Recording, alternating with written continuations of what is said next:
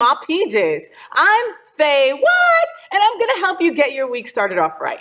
We have lots of fun things to talk about. It's going to be a great week.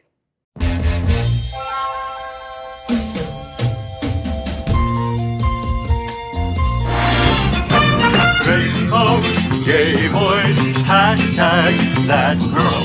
Sunbeams, drag queens, L-word.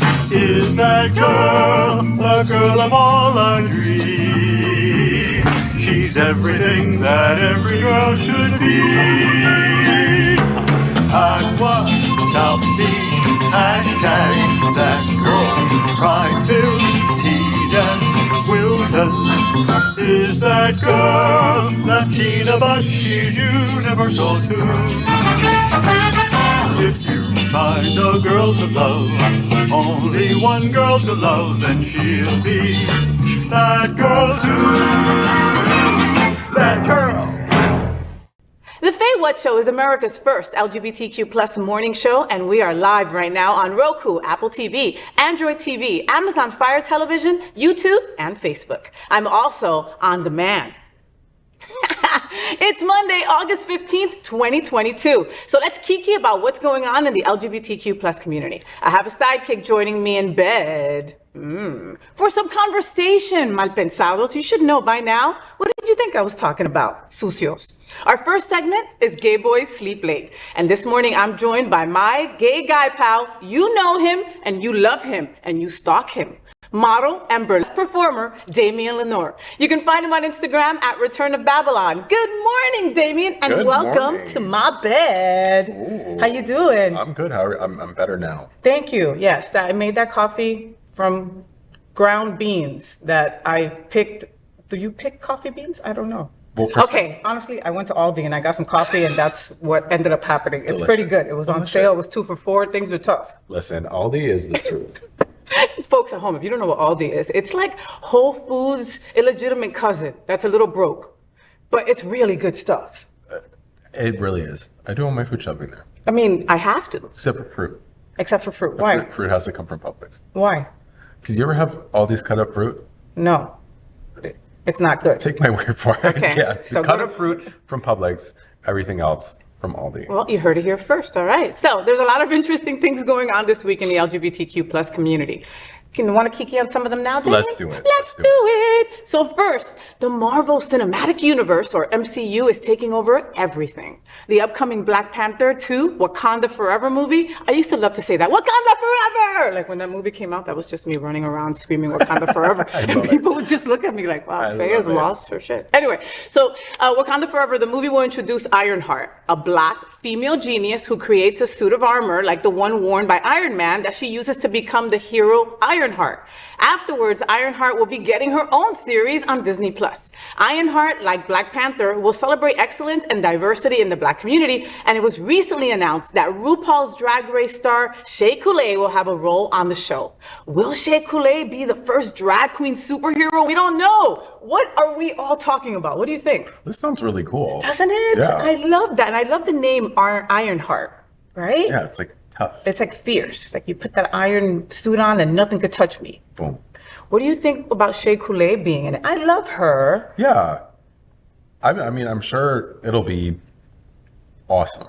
And I love that they're including like a really beautiful, amazing drag queen in the movie. Like, And super popular. And I don't know what her role is going to be. So we don't know what her role is going to be. Her role can be maybe she's a drag queen in the movie. Maybe she's a performer. Maybe she's the homeless person. Maybe she's the one who makes the suit. Who knows, you know? Well, you remember there was that movie, it didn't do very well a couple years back, and Rihanna had almost like a very small role / cameo appearance where she played like a shape-shifting alien. Oh my God. Oh, what was that movie? What was that movie? David, do you remember that movie? Valerian and the City of a Thousand Planets. That's it. That's the one. What was it? Say it. Valerian and the City of a Thousand Suns. Okay. Planets. Okay. I've never even, I remember talking about that story that Rihanna was going to be in the movie, but I don't remember the movie. And I guess I'm not the only one because it really did suck. Really? I mean, it was pretty.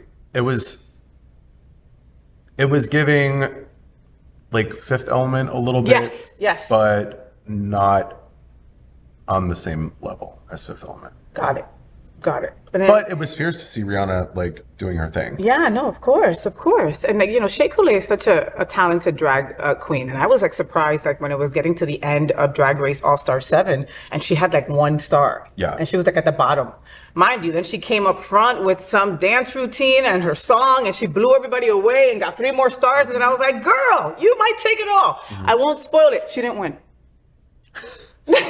so I did spoil it. Just saying.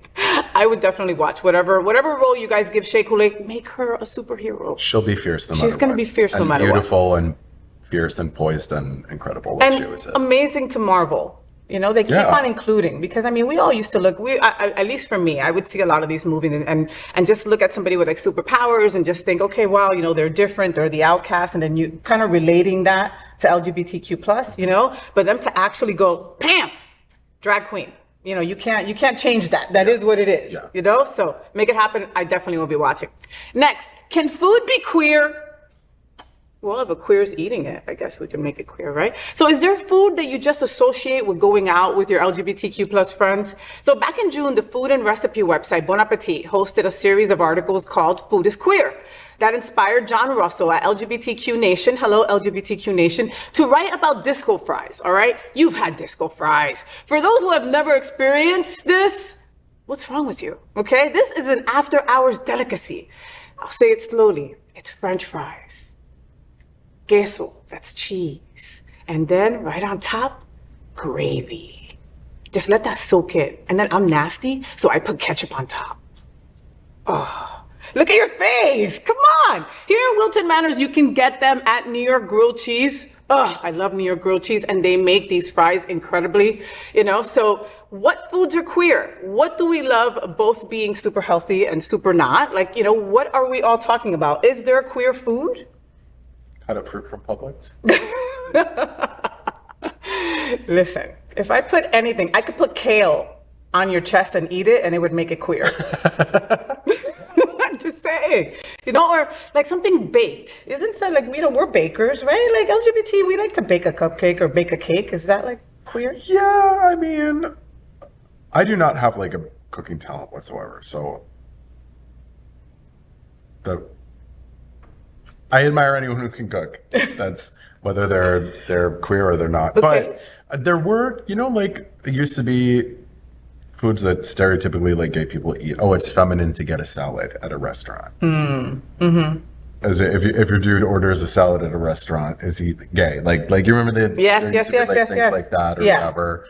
And I mean, I think things are kind of different now. Maybe things are different. I don't know. Like a banana could be queer. Yeah. Eaten a certain way. If I squeeze a hot dog between my tits and suck it up in my mouth, like That would make it queer. that's gonna be queer. And just saying the word quiche. Quiche is very queer. That sounds is queer. Quinoa. Quinoa sounds a little queer. Yeah. Ricotta. Creme brulee. Creme brulee for FAY. That sounds Creme queer. brulee for FAY. That sounds very queer. Nice. I don't know. I guess whatever. I mean, but Flowers those. on top or something. Oh yeah. Yeah. What did you think about the disco fries? I've had them before. Okay. Was this before sobriety? Yes. Okay, I knew it. Yeah, I can't knew see it. myself I getting knew it. disco fries now. Okay. All right. And when I had them, they were good. Oh. And in the brownout little memory I have of like, And you just sit there with a big bowl of fries and like your friends, and you guys are all messed up after Alibi or Hunters, and you're just like, yeah, one more for me, one more for you, yeah. and then you feel like shit the next day. Then you feel like absolute crud the next day, because nothing hits like a bomb more than cheese, beef gravy, and fried potatoes.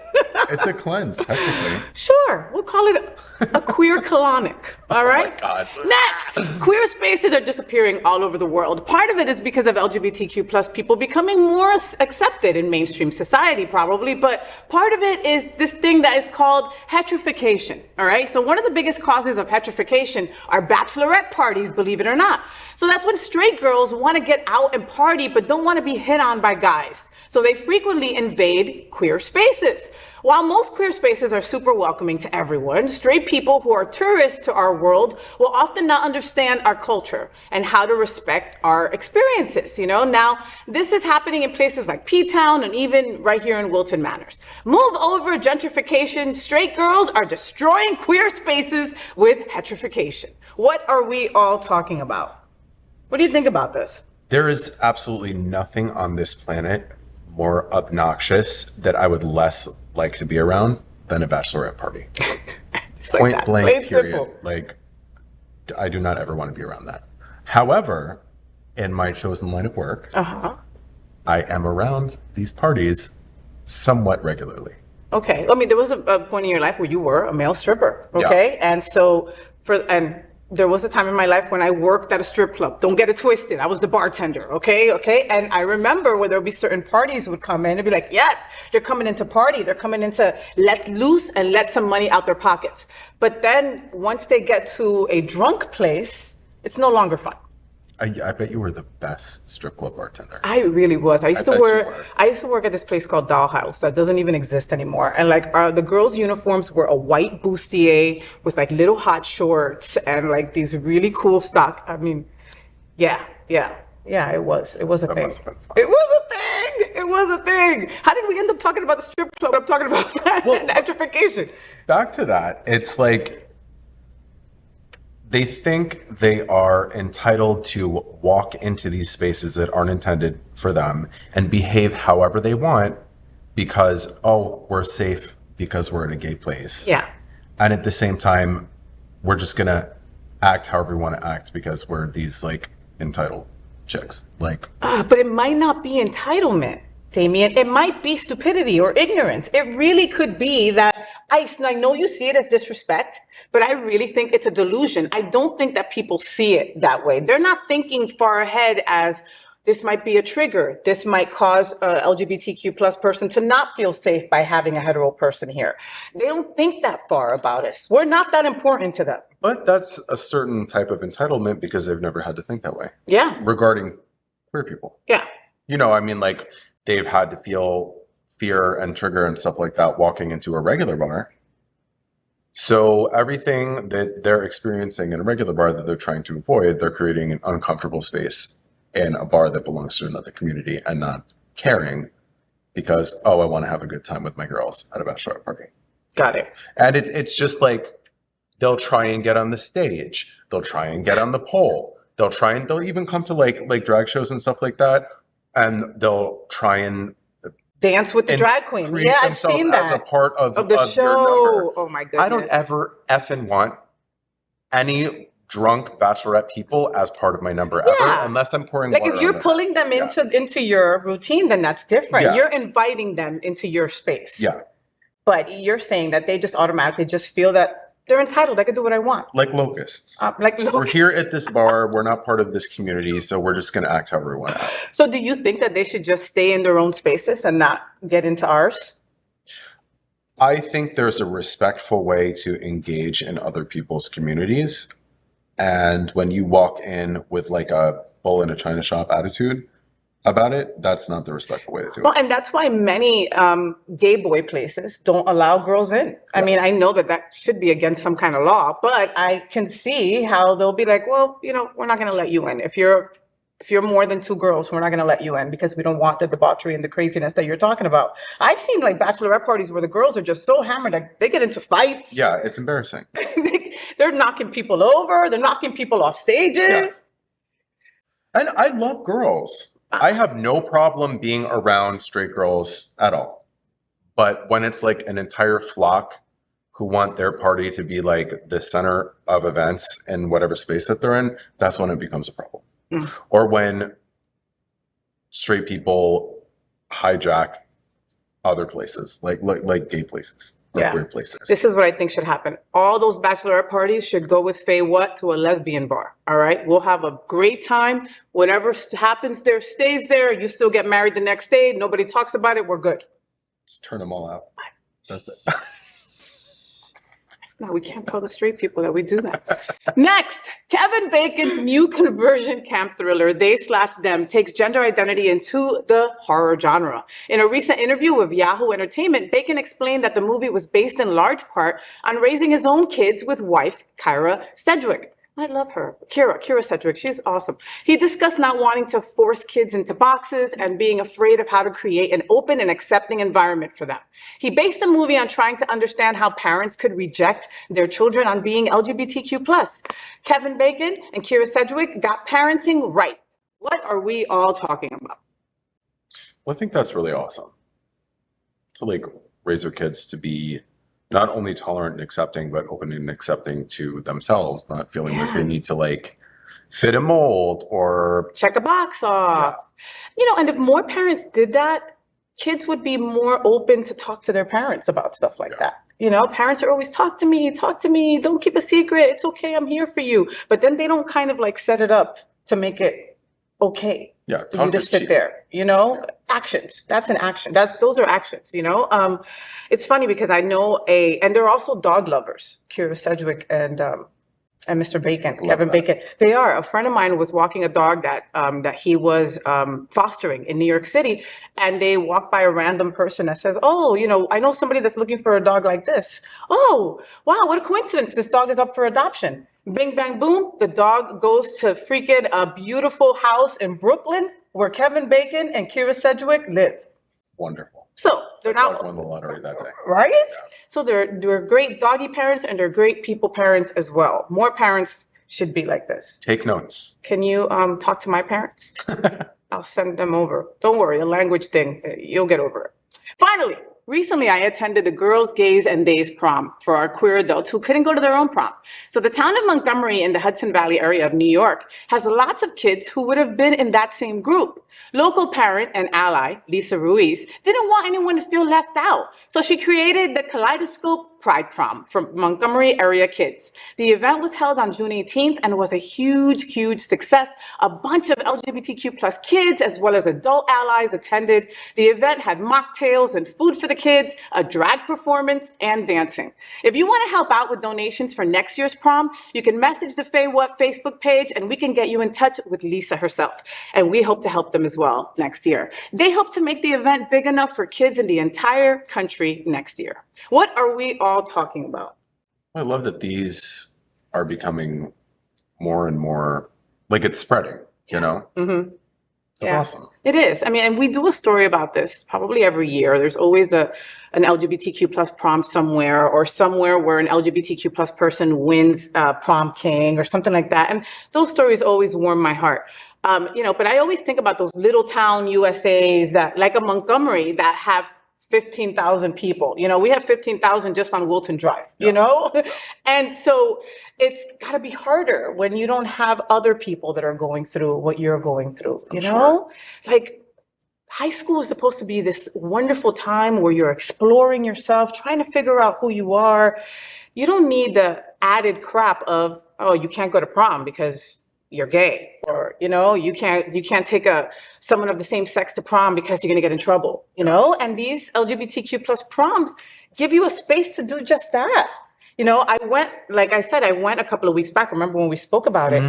And it was so much fun. And, you know, just to see adults, you know, 21 and up, in crowns, in tuxedos, you know. There was a friend of mine, Lexi, and her girlfriend, they changed in the middle of the prom. Like, they came in with prom dresses, and then right in the middle, they changed to boy suits. Like, it was so fierce. That's awesome. And they had dope corsages. I mean, like, you know, we did it. We went all out because we didn't get to do that at our own prom. Yeah. You know, and so for Lisa to be able to think about the fact that there's kids all over the country that probably feel the same way and want to help them, that's a badass. That is a badass ally right there. So if you want to help, reach out to the FayWhat Show and we'll connect you with Lisa. Lisa, maybe we'll go to your prom next year. What do you think? That would be fun. It would be fun, right? So the FayWhat show is part of one of the largest LGBTQ plus media companies in America. Hotspots Magazine has been documenting the LGBTQ plus experience for 36 years. And Happening Out Television Network has been bringing you daily LGBTQ plus news, talk shows, and a whole lot more for 4 years. In the same model of PBS and NPR, we are a nonprofit 501c3 organization whose mission is to educate and serve the LGBTQ plus community. Educating the LGBTQ plus community in Florida about what's going on isn't the easiest thing. Florida's presidential candidate, Ron DeSantis, he calls it Don't Say Gay. Fox News and Tucker Carlson call it the secret gay agenda. We don't care what they think, so we're taking them both back. Let's play with our great South Florida events in our own, the gay agenda. First, a few weeks ago, we reported on the Ronnie Larsen Presents play, Truck Stop Sally's Sex Party. The show was so popular that it's being extended for even more dates. Not only can you catch the play, but you can catch some of our favorite local personalities and cameos. Wilton Manors City Commissioner Chris Caputo and his boyfriend Leo, they're so hot. They're both really hot. Anyway, they're going to be on several dates, okay? And Happening Out television personality and Smart Ride founder Glenn Weinzimmer was just in the play last night, and he was amazing. Go to happeningout.com, select the gay agenda, and search Sally for more. What do we love about this? Well, it's great to see people appreciating theater and supporting it to the extent that a show gets an extended run. That's really cool. Yeah, and I love live theater. Yeah. Like, there's nothing like it. And LGBTQ, we love that kind of stuff, right? So we should be supporting more local theater. And like we mentioned, they extended this because of its popularity. That's awesome. I mean, it's a truck stop. There's sex. There's Sally. What else do you want? I mean, that's all I need in a play right there. So make sure that you check it out. And I love that the cameos will be from our own local little pond of hotties are going to be on stage as well. That's really cool. Right? So if they asked you, would you be on it? Yeah. Okay, see? Mr. Larsen, Damien, okay? Get a role for him with no clothes, if that's okay. Well, I don't think you'll have a problem with that. The name of the play is called the Truck Stop Sex Party, whatever. I mean, come on. I can work a truck stop like the best films. And you probably have. Next, this one takes me back to one of my first interviews here on the Happening Out Television Network. Friday, August 26th, the Museum of Contemporary Art in North Miami is celebrating jazz with my girl, Karina Iglesias. Yes, she was on The Voice. This outdoor concert is free, and when you go, you can also go into the museum for a discounted price and see the new exhibit, My Name is Marianne. Go to happeningout.com, select the gay agenda, and search Karina for more. What do we love about this, David? I mean, live music plus beautiful artwork. Check, check, and check. You know, we don't take advantage of how incredible the museums around us are. We've got quite a few in Broward, in Dade, you know, from God, we just have so many, and we should take advantage of them.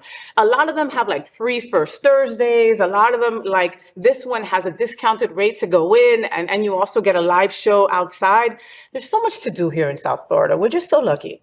I just went to the museum right in like downtown Fort Lauderdale, the art museum. I forget the name of it. Is it the art? But I went like right this weekend. And did you see something cool? Yeah, it was cool. They had Keith Haring's artwork there, which is really cool. They had really interesting sculptures. Interesting, really just interesting and inspiring. And even if you're going to a museum and it's like you're not familiar with the artists that are being showcased or whatever, you're always going to learn something. You're always going to see something inspiring and interesting. There's even if you've been to a museum before, I mean, I used to go to the Metropolitan Museum of Art all the time when I lived in New Jersey.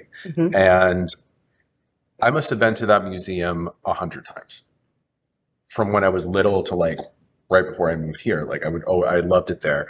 I would always see something different every time I went. And things that were already there. I'm not talking about like rotating exhibits, like going to see the same sculpture, going to see the same painting and everything like that. There's always new things you notice. And it's fascinating. Because it's like, it's not the art that's changing, it's you're changing. You're changing. It's really cool too. It's like because art, like like an opera. I'm not really big into opera, but then I went to go see an opera, and that music moves you. Like it gets in your soul, and like you feel it coming out your mouth, like Stranger Things, right? Like it's just like crazy that way. Oh, your hair stands up and everything. Art can do the same thing. You know, art can move you. Art can make you feel a certain kind of way. Art can trigger something. Art can trigger a past idea or, you know, a memory. Art can do so much, and it's just up to you how much you want to feel and how much you don't. Yeah. So anyway, and Karina's an awesome singer and talent, and we love you, darling. Next, if you're not familiar with the Imperial court system, it's one of the oldest LGBTQ plus charity groups in the world. Well, this Friday, August 19th, the Imperial Sun Court of all Florida will be presenting House of Kings, a drag king show. It will be held at Ginger's Bar and Restaurant in Oakland Park and includes an after party with DJ Citizen Jane. Go to happeningout.com, select the gay agenda, and search Imperial for more. What do we love about this? I love drag kings.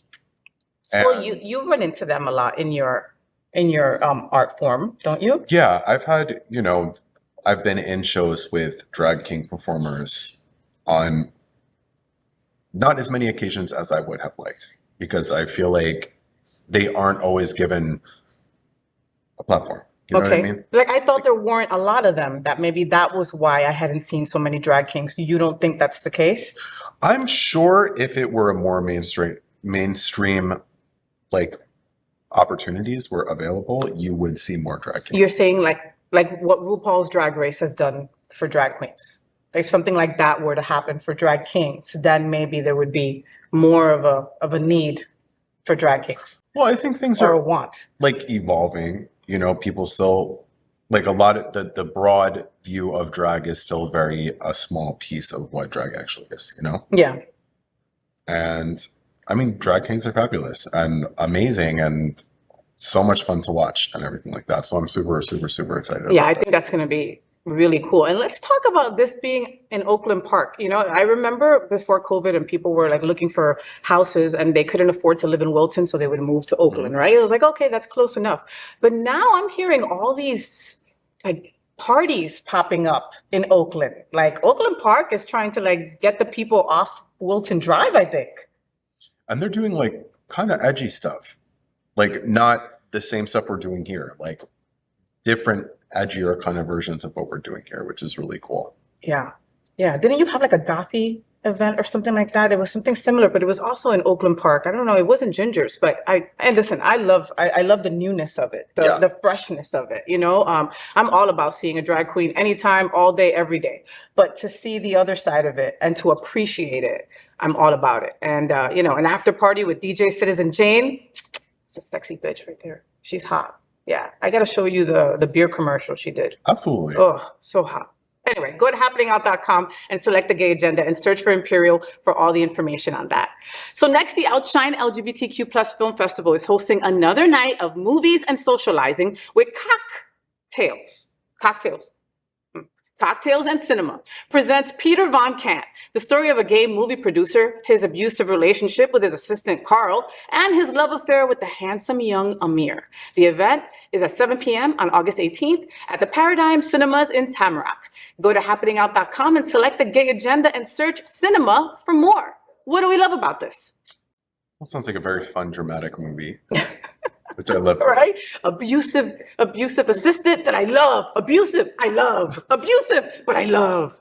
And I mean, he's a film director in the movie. Yeah. I mean, it just sounds, it's giving like Birdcage, like camp, fun drama. Yes. Like I'm all for it. I love it. I love it. And you know, we need to support more LGBTQ plus movies. Absolutely. You know, like we're constantly bitching that we're not seen, that we're not represented. But then when we are, we don't go and support, you know, like I love the film festival because they put two things together that most boys love: cocktails and cinema. There we go. It's a match made in heaven. That's all you need. I was watching, do you watch Trixie and Katya? Yes, yes. So that's my favorite show. I like Trixie. Oh They're hysterical. Crack me up every time. And I was watching them. They do the little watch party where they'll like watch a series and they're like, it's watching their reactions to it. And they were watching the show you were telling me about last week. Which one? Uncoupled. Oh, okay. What did they say? And I think it was Trixie at one point said, like, as gays, we always are saying, oh, we need more representation, we need more representation, and then when we're represented, we want to tear it to pieces. We hate it, and this doesn't represent me, this doesn't, how dare you, blah, blah, blah. We're never happy. But it's like, not every representation is going to be my cookie cutter life. My representation. In front of me. It's a representation of our community. Yes, you can at least watch Uncoupled and say, I know somebody like this. Maybe it's not me, but I know somebody like this. And that should be enough. Or any gay cinema, any gay TV shows, programming, anything like that. You know, we should support our community every chance we get. Every chance we get. Support, all right? Okay, and check out the film festival because they have amazing movies. Finally, it's the middle of summer, it's hot, and there's nothing better than a pool party to cool us down. The Smart Ride is hosting a very special Let's Get Wet pool party at the iconic Royal Palms Resort on Fort Lauderdale Beach. The event brings back the memories of the popular Royal Palms Sunday tea dances. It's going to be on August 21st from 1 to 5 p.m. with 2 pools, music by DJ Jay McCracken, what's up, Jay? A fashion show, a silent auction, and a whole lot more. Most importantly, it's a fundraiser for the Smart Ride. So go to happeningout.com, select the gay agenda, and search WET for more. What do we love about this? I always love a pool party. Yeah. You like a pool party because most people don't have any clothes on. I mean, I like that too. That comes in handy. And the reason to buy a new bathing suit.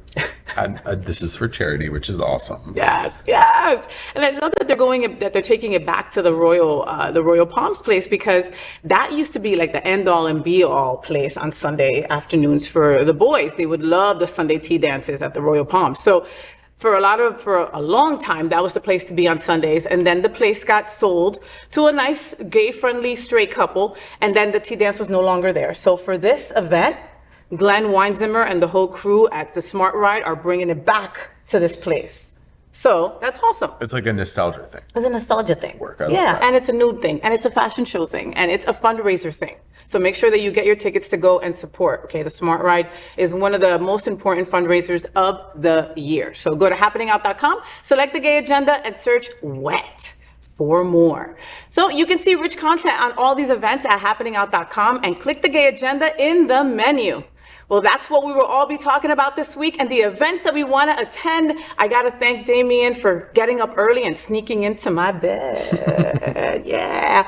What do you got going on this week? Anything fun? So the Black Market Gods and Monsters show is this weekend. But see, that's something different. That is not cookie cutter either. I love that. Okay. Yeah, all right. What should we expect? Just really cool, fierce performances, awesome costumes, a lot of really great vendors, live music, drag, burlesque. There are going to be not just 2 sets, but 3 sets this time. Ooh. So if you really love drag and burlesque and watching my naked ass slide back and forth across the stage, by all means, come and check it out. Yes, and then you could film it, and then you could play it for yourself in slow motion. And then you see the butt go like this. Watch the cheeks really pop, baby. Watch them jiggle. I gotta thank Damien for getting up early for the FayWhat show. And remember to make sure to follow him on Instagram at Return of Babylon. I know how hard it is for you in the morning because gay boys sleep late. I love you, puppy. Mwah. So did you know that Happening Out Television Network studios are located at Sunshine Cathedral Square? That also houses Sunshine Cathedral, the world's largest queer church located in Fort Lauderdale. We broadcast their Sunday service every week to more than 30,000 at 10:30 a.m.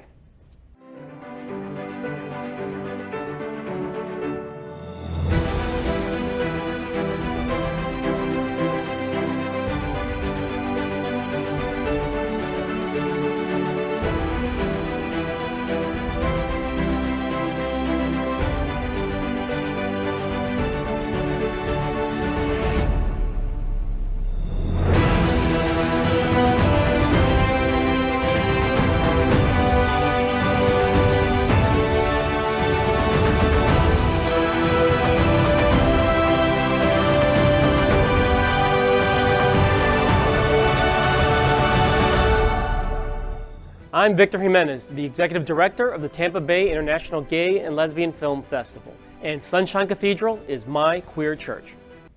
At the FayWhat show, we want to introduce you to interesting people that are important to our LGBTQ+ community.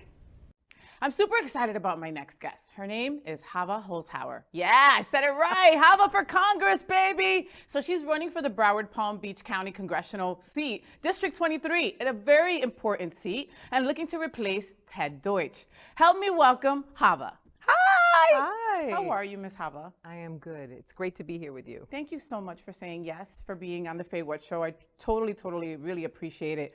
Hava, what does your district look like from your seat right now? So about 30% of it is Palm Beach County and 70% of it is Broward County. And I am the only woman running in a primary, the Democratic primary, and there are 6 of us. So that means 5 guys and me. I know the feeling. I know how that usually is. I'm usually here on a cast, the only girl with like 4 boys. And, you know, I always feel that like, you know, we need to like make sure that our voice is just a little bit louder to get those boys to listen, you know, at least for me. Do you feel that way sometimes, that you have to work twice as hard? Absolutely. I've seen it through my whole career. It's that syndrome that's not just a syndrome, but it's a reality where you might say something in a boardroom and you get it out there and then the guy says it a few minutes later, exactly the same thing, and you have the whole, yeah, that's an amazing idea. Yeah, I didn't think of it that way, Ted. You know, no offense. Okay, so Hava, you're a granddaughter of a Holocaust survivor. You were a regional director at the Anti-Defamation League, council member at the United Elder Care Services as well, and an assistant state attorney at the Office of the State Attorney, 15th Judicial Circuit right here in Florida. Now you're running for Congress. You know, I'm just a Latina, lesbian, queer woman that is that's it. That is in utter fear. I'm in utter fear, Hava. I am a constituent. I'm a voter. I'm not a political analyst or any of that. I'm just me. I'm just someone that is afraid, like straight up afraid. And I wanted to talk to you today to address those fears that I know that I'm not the only one that has these fears in my community for sure, you know, especially in the LGBTQ plus community. So Hava, I'm afraid that my marriage rights might be taken away. What would you tell me when I say that to you?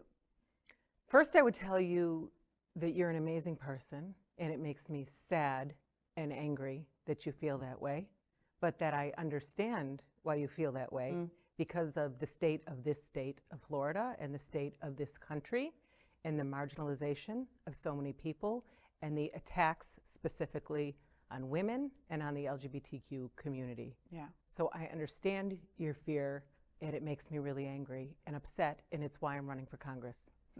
I've never been in elected office before, but I've done the job of justice and equality on the ground, and you read my resume. Thank you very much. You're an attorney, yeah. Yes, yep.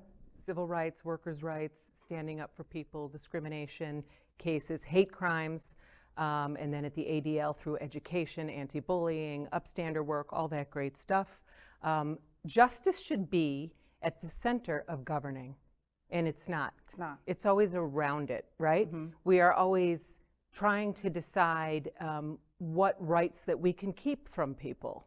And it makes no sense. You know, all people are human people who deserve fundamental freedoms the same as anyone else, and that should be our starting point.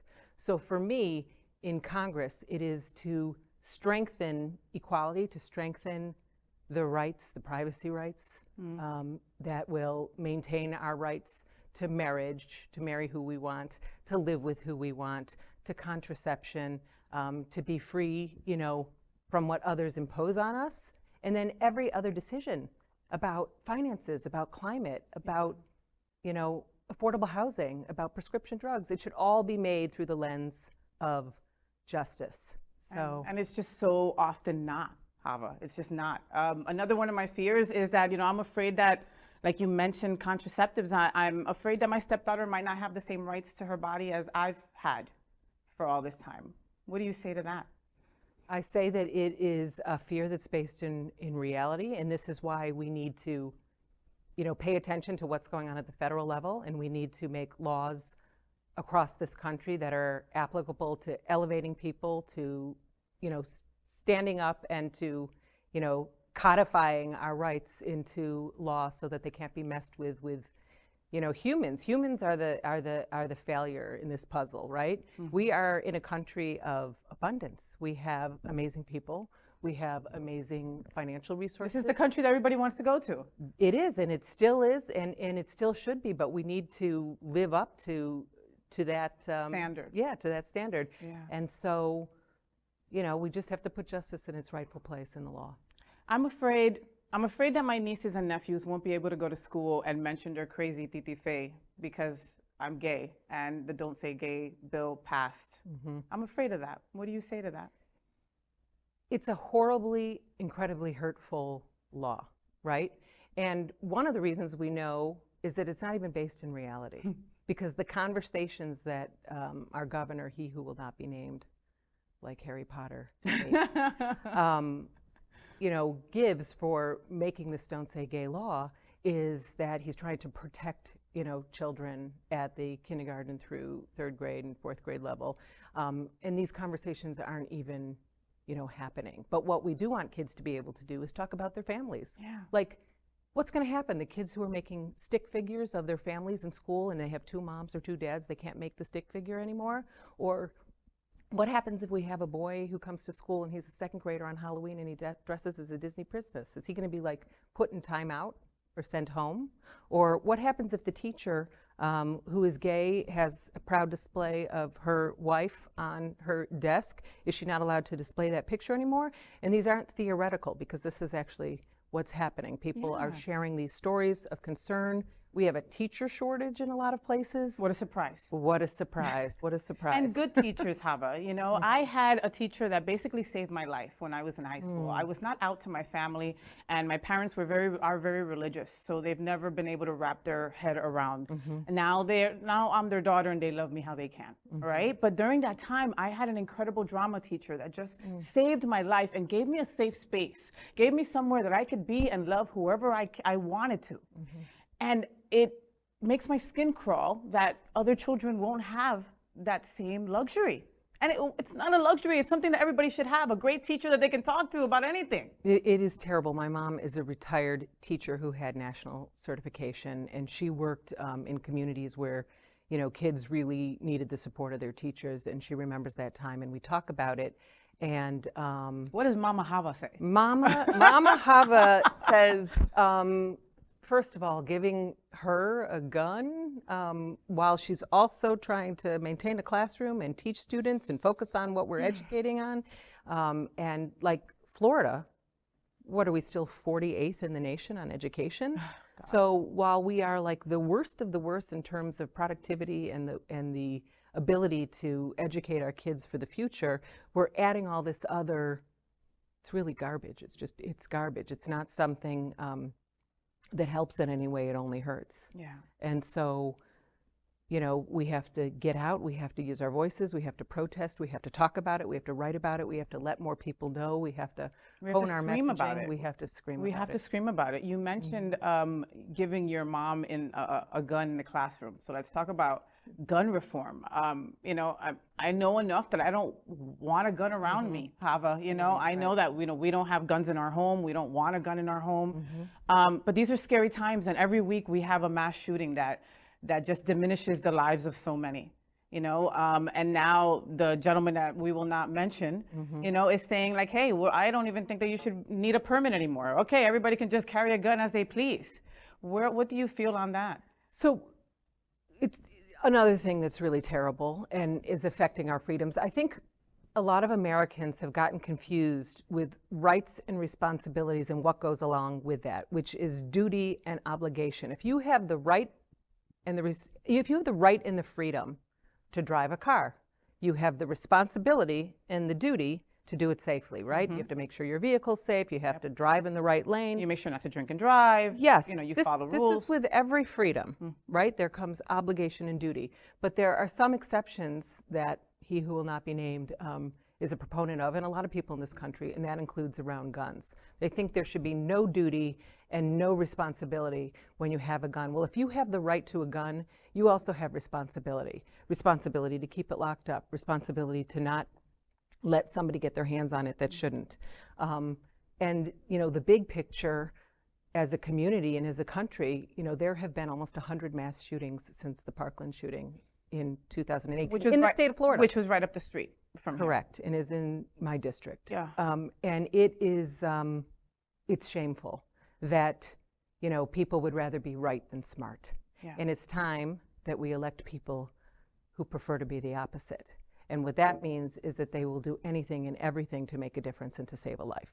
And to circle it back to my mom, if teachers have guns in schools, they don't want them. It's a terrible idea.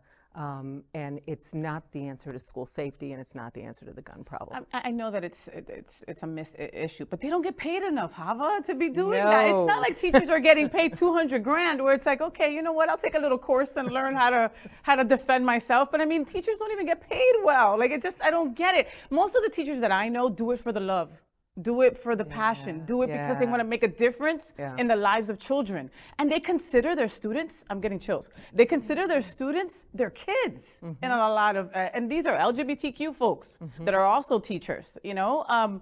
And it's a sad state of affairs. And it's like, where do we go from here? It should be a profession that we value at the top of the list. I mean, these are our kids. I've got 4 of them who are spending their days, you know, with these human beings, these teachers who are taking care of them and who are teaching them. And we want them to learn from them, and we want them to come out, you know, smart and strong and feeling good. And we are beating down on our teachers when we add these responsibilities topped on the fact that they don't get paid enough. And that explains our teacher shortage. Hava, I'm afraid, let's talk LGBTQ plus stuff. I'm afraid that my sister, who is a woman living the trans experience, might become a statistic and end up murdered, and no one will be held responsible because nothing is being done to protect the trans community in this state and in many others. What would you say to that? Trans rights are human rights. Same thing that I said a moment ago about justice being at the center. It dumbfounds me that we still have so many, on the one hand, that we have so many human beings that think because you're different, because you're not like me, because you identify differently, because your sexual identity or your, you know, who you want to marry, who you want to sleep with, makes you, you know, less of a human. Less important. Less important. And that is a terrible way to think. And it's hurtful, and it means that there's something wrong with the person who thinks it, by the way. And so then I think, on the other hand, I know human nature, right? I've been in the law for a very long time, and it is human nature, survival of the fittest. The people protect themselves. When they get fearful, you know, they go inward, they regress, they contract instead of expand. In this country, since that last president sort of opened the door to hate. For right? hate to be okay. For like hate I to tell be my okay. friends, like, you know, hate, it didn't just appear with Cheeto Head, but he gave it the okay. Oh, if the president's doing it, then I could be a bully too. When I was at ADL, which is a civil rights organization, one of the things that we did is we measured hate systems, right? And so we would look at the particular incidents that might have happened, like a hateful flyering, or like the incident that happened in Palm Beach County where the truck driver, you know, drove all over the Pride sidewalk, ruined it, which was terrible. But we look at, like, what's it okay to say in your living room? If you just have a bunch of friends around the table and you say something like hateful or anti-LGBTQ, are they going to laugh? Are they going to be okay with it? And then extend that, you know, one step further. What's it okay, you know, to say publicly when you're not in the living room or in private? And then the next expansion is, what's it okay for people in government to say? And what he did, that president, is he brought back that third layer where it is okay. They're saying it out loud. It's propaganda from the government that I can be hateful, that I can say, you know, you're less than me, and you don't deserve what I deserve. And that, because it feels like an all-out war towards us. I mean, like, our black and brown trans folks are getting hit the worst, especially the children. Especially the children. Like, how do you go after our children? Are we the lowest hanging fruit? Is that why everything is coming towards us? I think today, you're the lowest hanging fruit. I mean, when you talk about our governor, it's like being back in 7th grade where there's a mean girl who picks like somebody else every other week to be mean to, you know, so we can, you know, laugh a little bit about it, but it is life or death.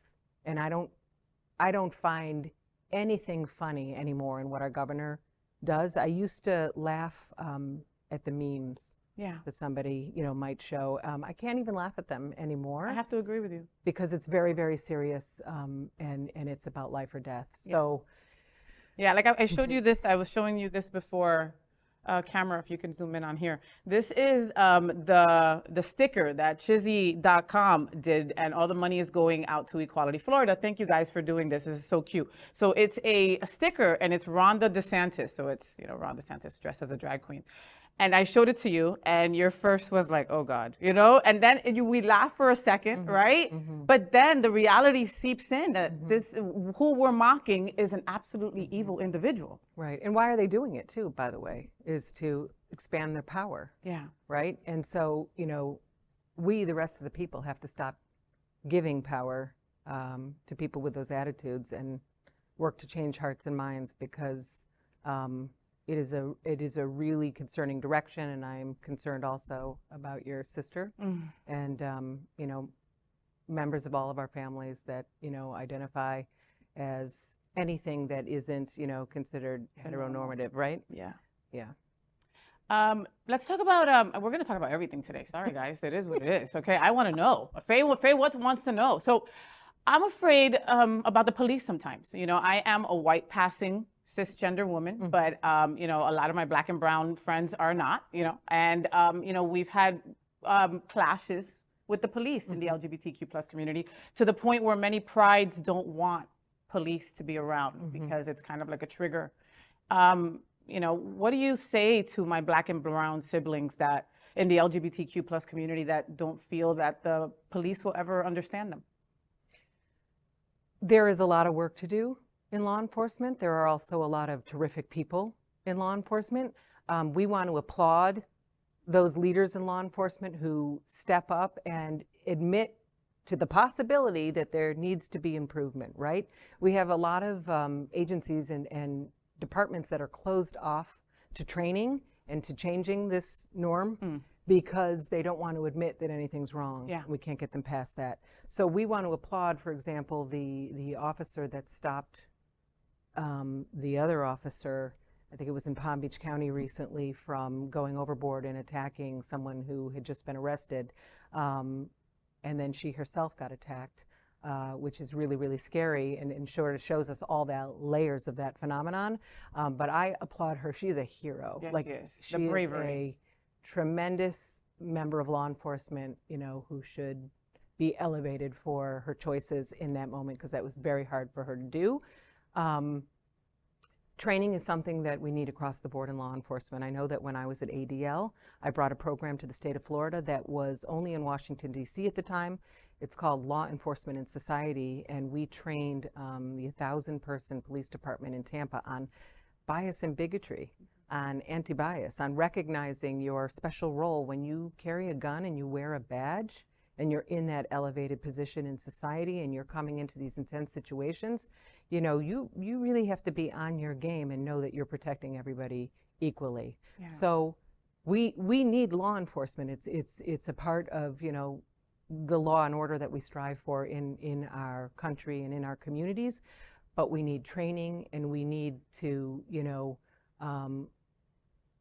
let departments know, and those who are in charge know, that we are grateful to open up the opportunity for learning and training together so that they can better serve the community and not cause harm where harm is being caused. Education is just so, it's so key. Mm-hmm. How have you ever been to a drag show? I have. Okay, Yes. so what, you know, here's my other fear. I'm a little bit fearful that my drag sisters maybe won't have a place to perform in the future if Mr. Ron DeSantis gets his way. I think that we should all, you know, I think one of my kids suggested this idea that we like all should get together and just go with our families to the next show. You know what I mean? And have family them all over night the at our place, house. because you know, drag shows have been a part of theater for a really long time, and they mean different things to different people. But you know, that's another example of he who will not be named trying to criminalize people, regular people, you know, for just doing what we do, you know, and there's nothing wrong with it and nothing hurtful about it. Like he says, don't say gay because, oh, I want to protect the parents' rights. And then it's, oh, but I'll very happily take your rights away if you take your kid to a drag show. What is the difference between a drag show and going to Hooters. Have you ever been to Hooters when it's a little boy's birthday? Do you know what they do to the little boy, Hava?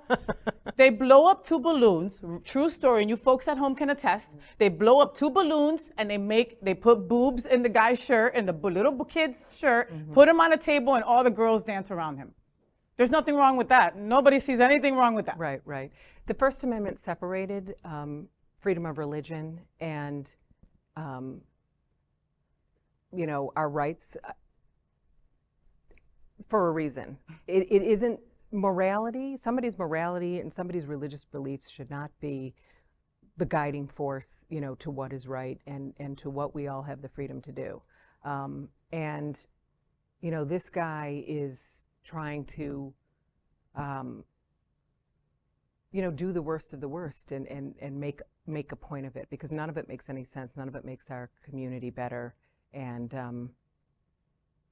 it's hurtful, and it will hurt us. So we've got to vote him out, and we've got to vote people like that out, and we have to put protections in at the federal level so that states can't wander the way they do at the whim of, you know, who's ever in charge in the moment and wants their religious beliefs or their idea of morality to, you know, take precedent to be the individual rights. And be right. all, yeah.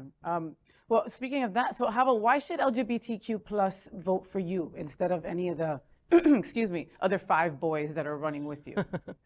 So I'm the only justice candidate in this race. And what I mean by that is I spent almost 25 years on the ground doing this work. So I have fought discrimination in the courts, discrimination in workplace. I have fought hate crimes. I've worked on education programming. You know, before marriage equality passed, I did a huge program in Boca Raton called Moving Forward Together. It was, you know, how to address the rights of the LGBTQ community in Florida. You know, I was right there with the city of Fort Lauderdale after Pulse. I was speaking out about Pulse, speaking out about, you know, trying to criminalize trans individuals for using the bathroom that wasn't the same as the biology on their passport, and so on and so forth. And this record isn't because I was going to run for office, because I didn't know I was going to do that at the time. It's just who I am as a human being, and it's fundamental to the work that I do, you know, professionally, is to find equality for all people and make this country the place that it should be, and put justice at the center of government. So, you know, not everyone, the last thing I'll say about that to your question is that not every politicians are not telling you the truth when they say, I'm going to do everything. I can do it all, right?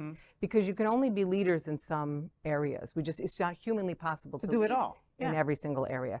This is the area that I will lead in. This will be at the center of the work that I do in Congress. And frankly, I think it'll make everything better when we get closer to equality, because it'll take away the hurt and the nonsense and the fear, you know, and it's really enough is enough. We're scared. We really are, Hava. I've got to tell you the truth. It's so important. It's so important, folks, to vote in this midterm election. I know for a lot of people that once we got marriage equality, I have friends that were like, okay, we're done. We don't need to do anymore. All right, you know, and then all these bills start popping up. All this hate starts being spewed towards our community. And all of a sudden people are like waking up going, oh my God, okay, we've got to vote, you know? So August 23rd are the midterms. They're coming up, you know, and I think it's so important to get out there and vote. Why I've got that. Isn't that cool? Yeah. So I think it's super important also to get to know your candidates like on a personal level, you know, like on a human level, like in a girl kiki level, okay? Ooh. So I mean, I know you're kind of busy. No, I'm not. I know you're a little busy. I'm not busy at all. I've been trying to get Hava for like 3 months. Okay. What's your guilty pleasure? Is there something that you do that it's just frivolous and you just, you know, sometimes we need something to just get us out of our head, you know? Movies. Movies are my guilty pleasure. Unlike like Rotten Tomatoes and all those, you know, organizations that label movies and say whether they're good or not, I have a very low barometer. I just like to watch the movie. Like my dream on my birthday is to take my family and friends with me and like watch one movie after the next. And I think it's kind of my therapy. I love like that. My escape. I love that. What's the last movie you saw? Ooh, I just saw a heavy movie called Our Friend with Dakota Johnson. Okay. And she is this woman who is dying of cancer, and she has two friends. One is her husband and one is a good friend that take care of her.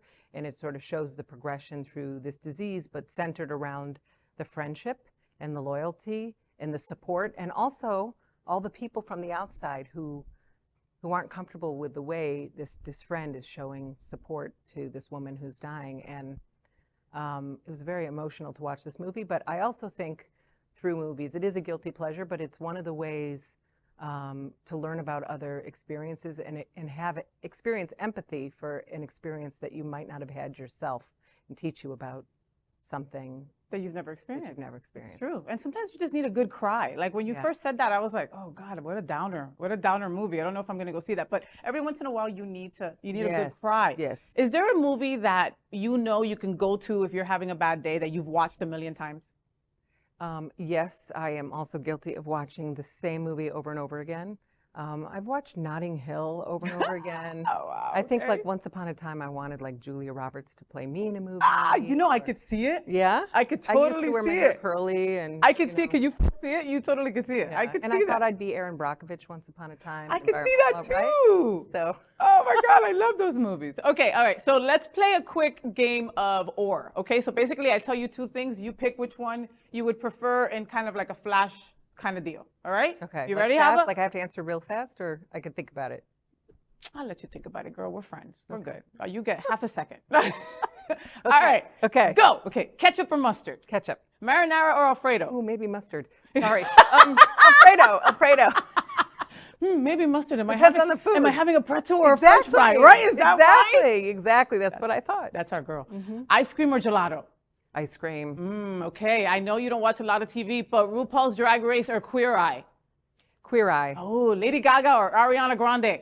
Lady Gaga. Encanto or Doctor Strange? Doctor Strange. Elton John or Little Nas X?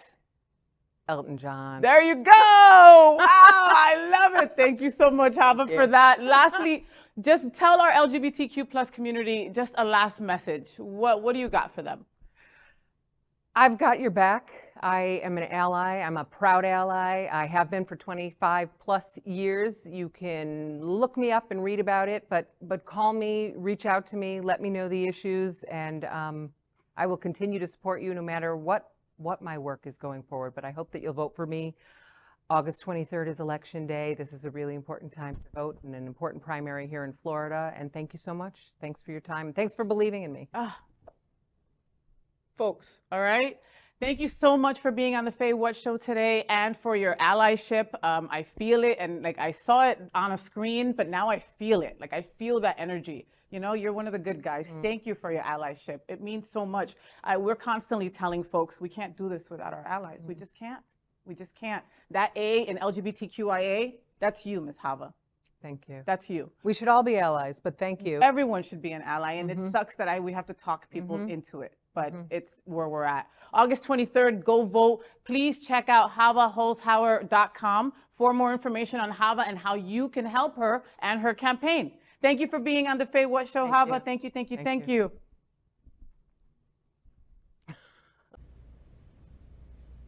Finally this morning, I want to get our week started by telling you some things that are really important to me. It's Faye, what's on my mind? Let me breathe. Otra vez, Taco Bell? Again, Taco Bell? ¿Por qué me tratas mal? Okay, Taco Bell, we need to talk.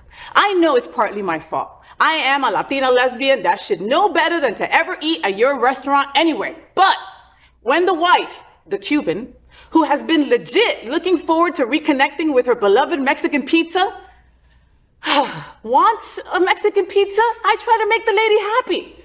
Here's how that adventure went. The first location I visited had this sign outside. Okay, here's what I know. If you went to the trouble of having these signs professionally designed and printed, you planned on not having the Mexican pizza that you've been promising me for so long. Also, how can you not make a Mexican pizza? It's literally the same 7 ingredients as almost everything else on your menu, just assembled differently. Again, you were never gonna give me that Mexican pizza for long. You just wanted to lure me there with the promises of pleasing my wife and then sell me whatever else you had on the menu left. So, the Cuban goes to the second location, same sign, same story. I, still determined, go to a third location. All right, I live in a hood where there's a lot of Taco Bells, just letting you know. Anyway, different sign. This one was on their machine saying discontinued Mexican pizza.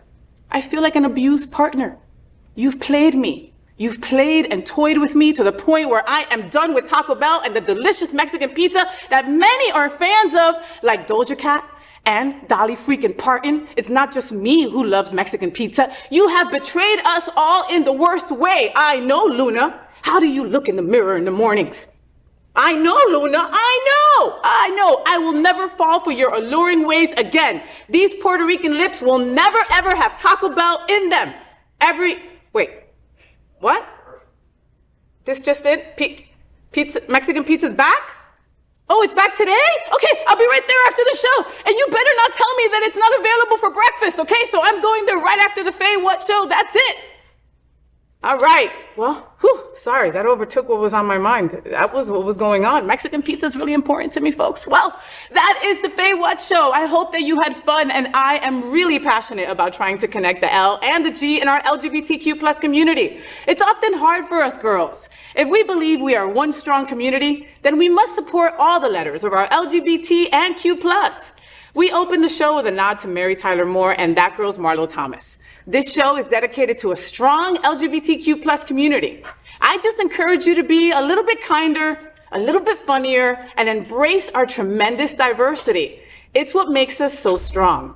Until next Monday at 9 a.m., folks, live or anytime on demand. I'm FayWhat, and I am #ThatGirl. I wish you a full week of sunshine and rainbows. Stay gay. Rainbows, gay boys, #ThatGirl. Sunbeams, drag queens, L-word. Is that girl the girl of all our dreams? She's everything that every girl should be. Aqua, South Beach, #ThatGirl. Pride-filled tea dance, Wilton. Is that girl Latina but she's you?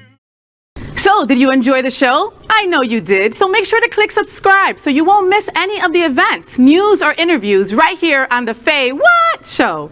Ring the bell at the bottom of the screen, right there, so you'll be alerted every time we're live. You can also click on the Happening Out Television Network logo, so you can see all of the shows on the most diverse LGBTQ plus media network. Find out just what we're doing to bring the L and the G together right here on the FayWhat show.